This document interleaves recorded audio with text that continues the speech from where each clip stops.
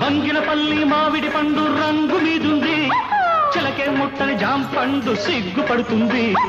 బంగినపల్లి మామిడి పండు రంగు మీదుంది, చిలకే ముట్టని జాంపండు సిగ్గుపడుతుంది. అది ఏ తోటదో ఏ పేటదో, అది ఏ తోటదో ఏ పేటదో.